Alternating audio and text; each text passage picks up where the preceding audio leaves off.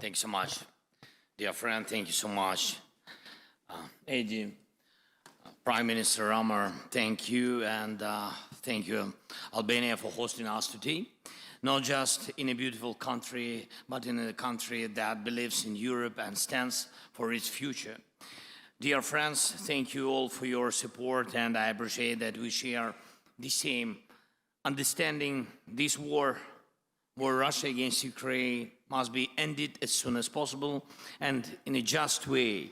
Ukraine needs peace. Peace in Europe depends on whether Ukraine will get it.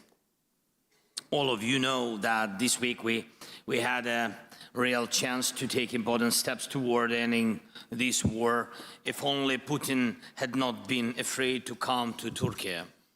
I was in Ankara yesterday, and thanks for participation and hosting us, President Erdogan.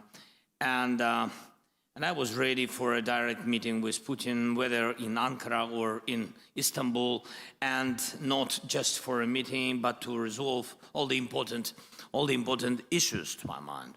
But he didn't agree to anything, Putin. And you can also see that the Russian delegation that came to Istanbul is of a very low level. None of them are people who actually make decisions in Russia. Still, I sent our team to Istanbul, led by Ukraine's Minister of Defense, at least to see if those Russians can actually decide anything. Our number one priority is a full, unconditional and honest ceasefire. This must happen immediately to stop the killing and create a solid basis for diplomacy, first of all. And if the Russian representatives in Istanbul today cannot even agree to that, to ceasefire, to this clearly necessary first step, then it will be 100% clear that Putin continues to undermine diplomacy. If that's not the case, there must be at least some result today, starting with a ceasefire. The Ukrainian delegation has a mandate to make decisions. As we saw yesterday, Russia sent almost the same people it sent in 2022.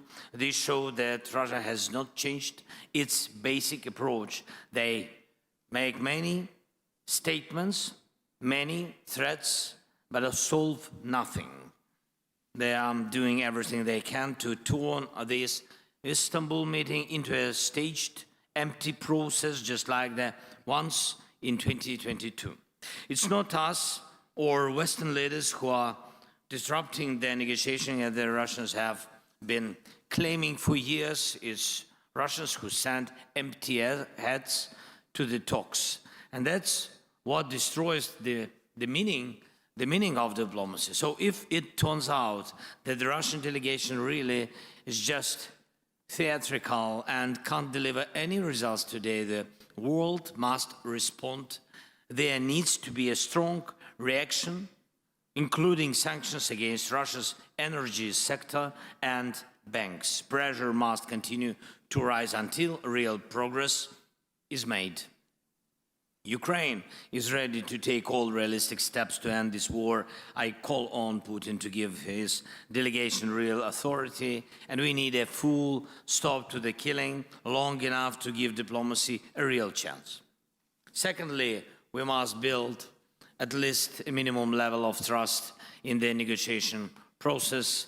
This can be done by releasing prisoners of war, returning Ukrainian children taken by Russia, and releasing civilian hostages currently held by the Russian side. Third, we need to clearly define which issues must be handled at the leadership level, not below. And we all know who makes the real decisions in Russia.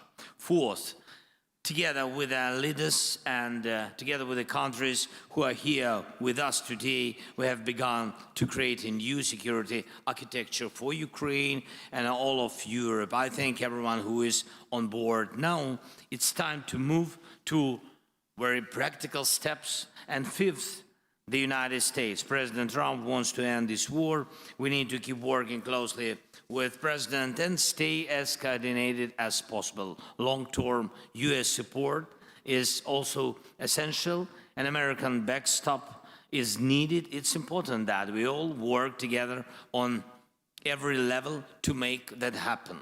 And of course, I will keep you informed throughout the day about what is happening in Istanbul and whether there is any chance the Russian delegation will take real steps to stop the killing and bring the war to an end.